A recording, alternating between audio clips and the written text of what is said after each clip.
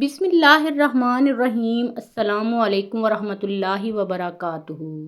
नाजरीन, हज़रत याकूब अलैहिस्सलाम के बेटे हज़रत इसहाक़ अलैहिस्सलाम के पोते और हज़रत इब्राहीम अलैहिस्सलाम के पड़पोते का वाक़या ऐसा है कि जिसे कुरान मजीद में ahsanul क़सस कहा गया है। आज हम आपको उसी ahsanul क़सस के बारे में बताएंगे कि कैसे हज़रत ज़ुलेखा हज़रत यूसुफ़ अलैहिस्सलाम के इश्क में मुब्तला होकर गुनाह की तरफ माइल हुईं और फिर सच्ची तौबा के बाद उन दोनों की शादी हो गई और फिर अल्लाह पाक ने उनके बतन से 2 पैगंबर पैदा किए। उनकी शादी का किस्सा जो कि वीडियो के आखिर में बयान किया जाएगा एक बहुत ही निराला किस्सा है, लिहाजा वीडियो को मुकम्मल देखिएगा। राइल जो कि तारीख़ी किताबों में ज़ुलेखा के नाम से मशहूर हुईं, वो तैमूस बादशाह की इंतहाई खूबसूरत शहज़ादी थीं। अल्लामा इब्न कसीर लिखते हैं 9 साल की उम्र में ज़ुलेखा को हज़रत यूसुफ़ अलैहिस्सलाम का दीदार ख्वाब में होता है। वो उसी वक्त उनकी दीवानी हो जाती हैं। कुछ सालों के बाद उनको हज़रत यूसुफ़ अलैहिस्सलाम दोबारा ख्वाब में अज़ीज़ मिस्र के रूप में नज़र आते हैं और ज़ुलेखा बीबी की किस्मत ऐसी कि उसी साल अज़ीज़ मिस्र का रिश्ता उनके लिए भेजा जाता है। वो फ़ौरन शादी के लिए हाँ कर देती हैं, लेकिन वो रिश्ता उस वक्त के अज़ीज़ मिस्र अतफ़ीर बिन रोहेब का था। शादी की रात उनको पता चलता है कि ये वो लड़का नहीं है जो मुझे ख्वाब में नज़र आता है। कुछ ही अरसे के बाद हज़रत यूसुफ़ अलैहिस्सलाम मिस्र के बाज़ार में बिकने के लिए लाए जाते हैं और ज़ुलेखा के शौहर अज़ीज़ मिस्र अतफ़ीर बिन रोहेब हज़रत यूसुफ़ अलैहिस्सलाम को उनके वज़न के बराबर सोने वज़न के बराबर मुश्क और रेशमी कपड़े के ख़रीद लेता है और अपने घर ले आता है। अल्लाह पाक कुरान मजीद में फरमाता है, मिस्र वालों में से जिसने उसे हज़रत यूसुफ़ अलैहिस्सलाम ख़रीदा था, उसने अपनी बीवी से कहा, इसे बहुत इज़्ज़त व एहतराम के साथ रखो। बहुत मुमकिन है कि हमें फ़ायदा पहुँचाए या इसे हम अपना बेटा ही बना लें। यूँ हमने मिस्र की सरज़मीन में हज़रत यूसुफ़ अलैहिस्सलाम के कदम जमा दिए। इस तरह हज़रत यूसुफ़ अलैहिस्सलाम महल में सुकून से रहने लगे। जैसे ही आप अलैहिस्सलाम ने जवानी की दहलीज पर कदम रखा तो ज़ुलेखा जो कि पहले ही आपको ख्वाब में देख चुकी थी, वो आप अलैहिस्सलाम पर फ़रेफ्ता हो गई। अल्लाह पाक फरमाता है, और जिस औरत के घर में था वो उसे फिसलाने लगी और दरवाजे बंद कर लिए और कहने लगी, लो आओ। उस हज़रत यूसुफ़ अलैहिस्सलाम ने कहा, अल्लाह की पनाह, वो यानी तेरे मियाँ तो मेरे आका हैं, जिसने मुझे इज़्ज़त से रखा है। मैं ऐसा जुल्म नहीं कर सकता, बेशक ज़ालिम निजात नहीं पाते। चुनांचे ज़ुलेखा दरवाज़े बंद करके हज़रत यूसुफ़ अलैहिस्सलाम से अपनी ख्वाहिश पूरी करना चाहती थीं, लेकिन हज़रत यूसुफ़ अलैहिस्सलाम दरवाज़े की तरफ भागे और दरवाज़े अल्लाह के हुक्म से खुलते गए। ज़ुलेखा ने हज़रत यूसुफ़ अलैहिस्सलाम को भागते हुए पीछे से पकड़ा, जिससे उनकी कमीज़ पीछे से फट गई। ये सब बातें आपने सुन रखी होंगी, इसलिए वाक़या को मुख्तसर करते हैं कि अज़ीज़ मिस्र ने जब हज़रत यूसुफ़ अलैहिस्सलाम को यूँ बंद कमरे से निकलते देखा तो ज़ुलेखा ने शोर मचाया कि यूसुफ़ अलैहिस्सलाम मेरे साथ बदकारी करना चाहता था। और वो बोली, जो शख्स तेरी बीवी के साथ बुरा इरादा करे तो बस उसकी सज़ा यही है कि उसे कैद कर दिया जाए और उसे कोई दर्दनाक सज़ा दी जाए। हज़रत यूसुफ़ अलैहिस्सलाम बोले, यही मुझे अपनी नफसानी ख्वाहिश पूरा करने पर मजबूर कर रही थी। खैर, अल्लाह पाक फरमाता है, औरत के घर वालों में से एक गवाह ने गवाही दी कि अगर इसका कुर्ता आगे से फटा हुआ है तो औरत सच्ची है और वो झूठा है, और अगर उसका कुर्ता पीछे से फटा हुआ है तो ये झूठी है और वो सच्चा है। जब उस यूसुफ़ अलैहिस्सलाम का कुर्ता देखा गया तो वो पीछे से फटा था। तब उसने ज़ुलेखा से कहा कि ये तुम्हारा फ़रेब है और कुछ शक नहीं कि तुम औरतों के फ़रेब बड़े होते हैं। फिर उसने कहा, यूसुफ़, इस बात का ख्याल न कर और ज़ुलेखा, तू अपने गुनाह की बख्शिश मांग, बेशक ख़ता तेरी ही है। वाक़या बहुत मशहूर हो गया। शहर की तमाम औरतें ज़ुलेखा को लान तान करने लगीं कि अपने ग़ुलाम के इश्क में ही मुब्तला हो गई है, और औरतों ने शहर में चर्चा किया कि अज़ीज़ की औरत अपने ग़ुलाम को चाहती है, उसकी मोहब्बत में फ़रेफ्ता हो गई है। हम तो उसे सरीह गलती पर देखते हैं। ज़ुलेखा ने तंग आकर एक दिन तमाम औरतों की दावत की और सबको फल तराशने के लिए पकड़ा दिए और साथ ही हज़रत यूसुफ़ अलैहिस्सलाम को उनके सामने से गुज़रने को कहा। بس پھر ان عورتوں نے حضرت یوسف علیہ السلام کی خوبصورتی میں مدہوش ہو کر پھلوں کی بجائے اپنی ہی انگلیاں کاٹ ڈالیں، اور زلیخا بولی یہی وہ غلام ہے جس کے بارے میں تم مجھ پر لعنت ملامت کر رہی تھیں۔ میں نے ہر چند اس سے اپنا مطلب حاصل کرنا چاہا، لیکن اس نے اپنے آپ کو روک لیا، اور جو کچھ میں کہہ رہی ہوں اگر یہ وہ کام نہ کرے گا تو قید کر دیا جائے گا اور رسوا ہوگا۔ خیر، زلیخا کے منت سماجت کرنے پر کہ میری بیوی کی عزت پورے شہر میں داؤ پر لگ گئی، عزیز مصر نے حضرت یوسف علیہ السلام کو قید میں ڈال دیا۔ پھر 7 سال کے بعد ایک انتہائی عجیب و غریب عزیز مصر کے خواب کی تعبیر بتانے پر حضرت یوسف علیہ السلام کو رہائی مل گئی۔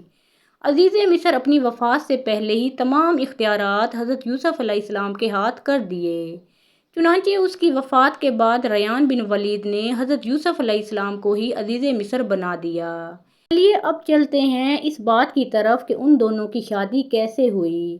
عزیز مصر کی وفات کے بعد زلیخا تنگ دست و محتاج ہو چکی تھیں اور آنکھوں کی بینائی بھی چلی گئی تھی، تو کسی نے انہیں مشورہ دیا کہ اگر آپ حضرت یوسف علیہ السلام جو کہ اب شاہ مصر بھی ہیں ان سے اپنا معاملہ ذکر کریں تو ہو سکتا ہے کہ وہ آپ پر رحم کریں اور آپ کی مدد فرما کر آپ کو غنی کر دیں، کیونکہ آپ نے بھی ان کا خیال رکھا تھا اور ان کو عزت دی تھی۔ اس پر جب کسی نے انہیں یہ کہا ایسا نہ کیجیے گا، ہو سکتا ہے کہ ان کو آپ کا وہ سلوک یاد آ جائے۔ جب آپ نے ان پر الزام لگایا تو انہیں کافی تکالیف کا سامنا کرنا پڑا تھا، اور وہ بھی آپ کے ساتھ ویسا ہی کریں جیسا آپ کی وجہ سے ان کے ساتھ ہوا۔ تو فرمانے لگی، میں ان کی بردباری اور کرم نوازی کو جانتی ہوں۔ چنانچہ آپ حضرت یوسف علیہ السلام کی گزرگاہ میں ایک ٹیلے پر بیٹھ کر ان کا انتظار کرنے لگیں۔ جب آپ علیہ السلام قوم کے تقریباً 1,00,000 معزز لوگوں اور وزیروں مشیروں کے ساتھ نکلے اور بی بی زلیخا نے حضرت یوسف علیہ السلام کی خوشبو محسوس کی تو آپ کھڑی ہوئیں اور آواز دی، پاکی ہے اس کے لیے جس نے موصیت کے سبب بادشاہ کو غلام اور اطاعت کے سبب غلام کو بادشاہ بنا دیا۔ آپ علیہ السلام نے پوچھا، تم کون ہو؟ عرض کی، میں وہی ہوں جو آپ کی خدمت خود کرتی تھی، آپ کے بالوں میں اپنے ہاتھ سے کنگھی کرتی تھی، آپ کے رہنے کی جگہ کی خود صفائی کرتی تھی۔ مجھے میرے کیے کی سزا مل چکی، میری قوت ختم ہو گئی، میرا مال ضائع ہو گیا، میری آنکھوں کی روشنی ختم ہو گئی، اور میں لوگوں سے سوال کرنے پر مجبور ہو گئی ہوں۔ پہلے مصر کے لوگ میری نعمت کو دیکھ کر رشک کرتے تھے، اور اب میں اس سے محروم ہو چکی ہوں، کیونکہ فساد کرنے والوں کی یہی سزا ہے۔ یہ سن کر حضرت یوسف علیہ السلام بہت زیادہ روئے اور زلیخا سے فرمایا، کیا تیرے دل میں میری محبت میں سے کچھ باقی ہے؟ آپ نے عرض کی، جی ہاں، اس کی قسم جس نے حضرت ابراہیم علیہ السلام کو خلیل بنایا، مجھے آپ علیہ السلام کی طرف دیکھنا زمین بھر سونا چاندی ملنے سے زیادہ محبوب ہے۔ حضرت یوسف علیہ السلام وہاں سے چلے گئے اور حضرت زلیخا کی طرف پیغام بھیجا، اگر تمہاری رضامندی ہو تو ہم تم سے نکاح کر لیں، اور اگر تم شادی شدہ ہو تو تمہیں غنی کر دیں۔ آپ نے حضرت یوسف علیہ السلام کے پیغام لانے والے سے کہا، میں جانتی ہوں کہ وہ مجھ سے مذاق کر رہے ہیں، کیونکہ میری جوانی اور حسن و جمال کے وقت تو انہوں نے میری طرف توجہ نہیں دی، اور اب جب کہ میں بوڑھی اندھی اور فقیر ہوں تو مجھے کیسے قبول کر سکتے ہیں؟ بہرحال حضرت یوسف علیہ السلام نے ان سے نکاح کر لیا اور ان کے پاس آئے، پھر نماز پڑھی اور اللہ پاک سے اس کے اسم اعظم کے وسیلہ سے دعا کی، تو اللہ پاک نے حضرت زلیخا رحمۃ اللہ علیہا کا حسن و جمال، بصارت اور جوانی لوٹا دی۔ نکاح کے وقت آپ باکرہ تھیں اور آپ سے افراہیم بن یوسف اور منشا بن یوسف پیدا ہوئے۔ یہاں پر امام قرطبی الجامع الحکام القرآن اور زمخشری الکشاف پر لکھتے ہیں کہ مصر کے بادشاہ نے عزیز مصر کی وفات کے بعد زلیخا کی شادی حضرت یوسف علیہ السلام سے کر دی۔ حضرت یوسف علیہ السلام نے شادی کی رات حضرت زلیخا سے کہا، کیا یہ اس سے بہتر نہیں ہے جو تم چاہتی تھی؟ تو وہ کہنے لگی، اے یوسف، مجھے ملامت نہ کریں، میں حسین و جمیل نازوں میں پلی تھی، اور میرا شوہر بھی ایسا تھا کہ جو عورتوں کے پاس نہیں آتا تھا، یعنی کہ وہ نامرد تھا، اور اللہ نے آپ کو وہ حسن دیا تھا کہ میرا نفس مجھ پر غالب آ گیا تھا۔ امام فخر الدین رازی لکھتے ہیں کہ یوسف علیہ السلام حد درجہ حسین و جمیل تھے، جب اس بی بی نے آپ کو دیکھا تو آس لگا بیٹھی۔ یہ بھی کہا جاتا ہے کہ ان کا خاوند نامرد تھا، جس کی وجہ سے آپ باکرہ تھیں۔ حافظ ابن کثیر لکھتے ہیں کہ عزیز مصر کی وفات کے بعد جو عورتوں کے پاس نہیں جاتا تھا، حضرت یوسف علیہ السلام کی شادی حضرت زلیخا سے مصر کے بادشاہ نے کروا دی، جس سے حضرت یوسف کے 2 بیٹے پیدا ہوئے۔ اسی طرح علامہ ابو لیث نصر بن محمد سمرقندی لکھتے ہیں، زلیخا کا خاوند مر گیا۔ ایک دن وہ سرے راہ بیٹھی تھی کہ یوسف علیہ السلام کا اپنے خدام و حشم کے ساتھ اس پر گزر ہوا۔ زلیخا بولی، سب تعریفیں اس خدا کے لیے جس نے ایک غلام کو اپنی عبادت کے بدلے بادشاہ بنا دیا اور بادشاہ کو اس کی نافرمانی کے بدلے غلام بنا دیا۔ اور یوسف علیہ السلام نے ان سے شادی کی اور انہیں کنواری پایا۔ شادی سے پہلے چونکہ آپ ایمان لا چکی تھیں، تو اس لیے شادی کی پہلی رات سے ہی عبادت خداوندی میں خود کو غرق کر لیا، اور اللہ پاک کا حکم آنے کے بعد ہی حق زوجیت ادا ہوا۔ حضرت یوسف علیہ السلام کو بادشاہت عطا فرمائی تو حضرت یوسف علیہ السلام کے سوتیلے بھائی اپنے بھائی بنیامین کی رہائی کے لیے گئے، تو حضرت یوسف علیہ السلام نے حضرت یعقوب علیہ السلام کا پیغام پہنچایا۔ جب حضرت یوسف علیہ السلام نے اپنے والد گرامی کا لکھا ہوا خط پڑھا تو آنکھوں میں آنسو آ گئے تھے۔ اس خط کو پڑھنے کے بعد حضرت یوسف علیہ السلام نے اپنے سب بھائیوں کو آگاہ کیا کہ میں آپ کا ہی بھائی ہوں جس کو آپ بچپن میں کنویں میں پھینک کر گئے تھے۔ حضرت یوسف علیہ السلام کی زبان سے یہ بات سن کر انہوں نے اپنی غلطی کی معافی مانگی، اور حضرت یوسف علیہ السلام نے ان سب کو معاف کر دیا۔ اپنے بھائیوں کو حضرت یوسف علیہ السلام نے اپنی قمیض دی کہ میری یہ قمیض ابا جان کے چہرے مبارک پر ڈالنا تو ان کی آنکھوں کی بینائی واپس آ جائے گی۔ جب ہمارے بابا کی بینائی واپس آ جائے گی تو آپ سب گھر والے میرے پاس مصر میں تشریف لے آنا۔ یہ بات سن کر آپ علیہ السلام کے سب سے بڑا بھائی یہودا کہنے لگا کہ میں یہ کرتا لے کر جاؤں گا، میں ابا جان کو یہ قمیض دوں گا، کیونکہ میں نے حضرت یوسف علیہ السلام کا بکری کے خون سے تر کرتا ابا جان کو دیا، جس کی وجہ سے ابا جان کو بہت ہی تکلیف ہوگی۔ جب میں یہ کرتا ابا جان کے حوالے کروں گا تو ان کو بہت ہی زیادہ خوشی ہوگی، جس کی وجہ سے وہ مجھے معاف کر دیں گے۔ حضرت یوسف علیہ السلام کا بھائی یہودا وہ کرتا لے کر مصر سے کنعان کی طرف گیا۔ حضرت یوسف علیہ السلام نے اپنے باپ اور گھر والوں کو لانے کے لیے 200 سواریاں بھی ہمراہ بھیجیں۔ یہودا جیسے جیسے مصر سے کنعان کے قریب جا رہا تھا تو حضرت یوسف علیہ السلام کے کرتے کی خوشبو حضرت یعقوب علیہ السلام کو آ رہی تھی۔ اس بات کا ذکر حضرت یعقوب علیہ السلام اپنے پوتوں سے کیا تھا۔ اس بات کا تذکرہ قرآن مجید میں اس طرح سے بیان کیا گیا ہے۔ حضرت یعقوب علیہ السلام کہنے لگے کہ اگر تم مجھے یہ نہ کہو کہ بوڑھا سٹھیا گیا ہے تو مجھے حضرت یوسف علیہ السلام کی خوشبو آ رہی ہے۔ تو حضرت یعقوب علیہ السلام کے پوتوں نے کہا، آپ علیہ السلام اب بھی اس پرانی بات پر اڑے ہوئے ہیں، بھلا کہاں حضرت یوسف علیہ السلام اور کہاں ان کی خوشبو؟ یہودا حضرت یوسف علیہ السلام کا کرتا لے کر اپنے باپ کے پاس گئے۔ انہوں نے کرتا حضرت یعقوب علیہ السلام کی آنکھوں پر ڈالا تو ان کی آنکھوں کی بینائی واپس لوٹ آئی، جس پر حضرت یعقوب علیہ السلام نے کہا، کیا میں نے تم سے یہ نہیں کہا تھا کہ اللہ تعالیٰ کے بارے میں جتنا میں جانتا ہوں تم نہیں جانتے؟ اس کے بعد حضرت یعقوب علیہ السلام نے تہجد کی نماز پڑھ کر اللہ تعالیٰ سے دعا کی کہ یا اللہ میرے سب بیٹوں کو معاف فرما۔ تو اللہ تعالیٰ نے آپ علیہ السلام کی دعا کی وجہ سے حضرت یوسف علیہ السلام کے سب بھائیوں کو معاف فرما دیا۔ حضرت یعقوب علیہ السلام نے اپنے 72 یا 73 خاندان کے لوگوں کے ہمراہ حضرت یوسف علیہ السلام کی طرف روانہ ہو گئے۔ جب حضرت یعقوب علیہ السلام کا قافلہ مصر کے پاس پہنچا تو حضرت یوسف علیہ السلام بہت ہی بڑے جلوس کے ساتھ اپنے خاندان کا استقبال کرنے کے لیے مصر کے دونوں اطراف کھڑے تھے۔ لشکر کی بہت ہی زیادہ تعداد دیکھ کر حضرت یعقوب علیہ السلام نے اپنے بیٹے یہودا سے پوچھا، کیا یہ فرعون مصر کا لشکر تو نہیں ہے؟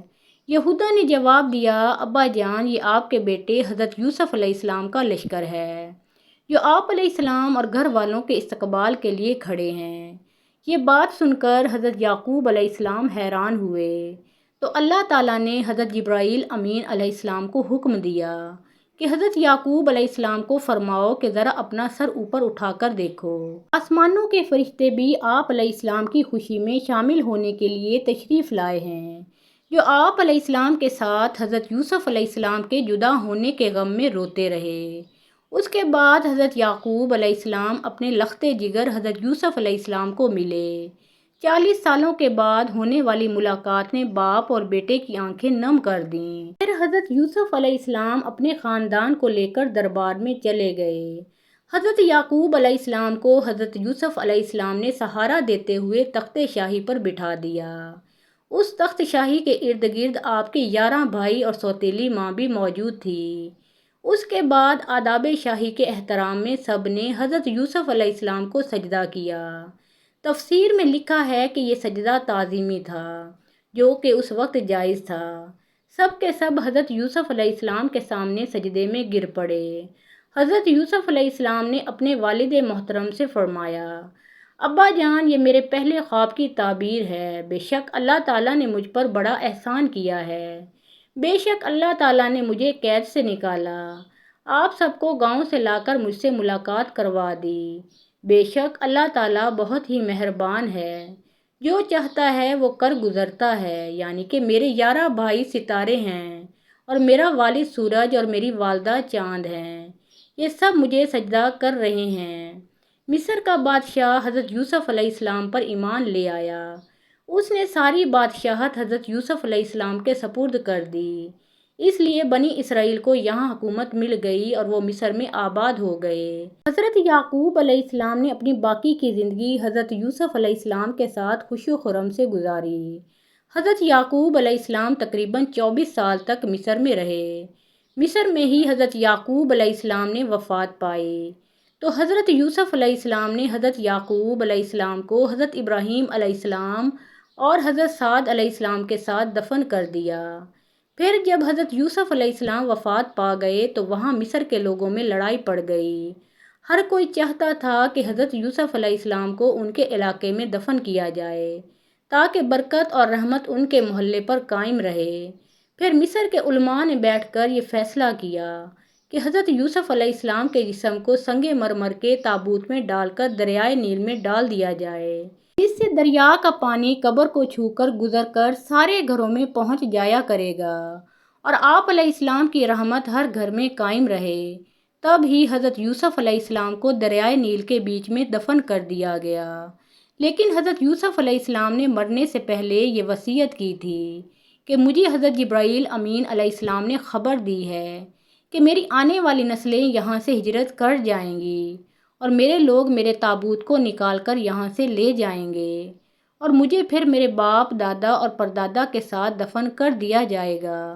اللہ تعالیٰ ہمیں نیکوکاروں میں شامل فرمائے اور ہمارا خاتمہ ایمان پر فرمائے، آمین ثم آمین۔ محترم ناظرین، پیارے آقا محمد مصطفیٰ صلی اللہ علیہ وآلہ وسلم کا پیارا نام ایک بار کامنٹ سیکشن میں ضرور لکھیں۔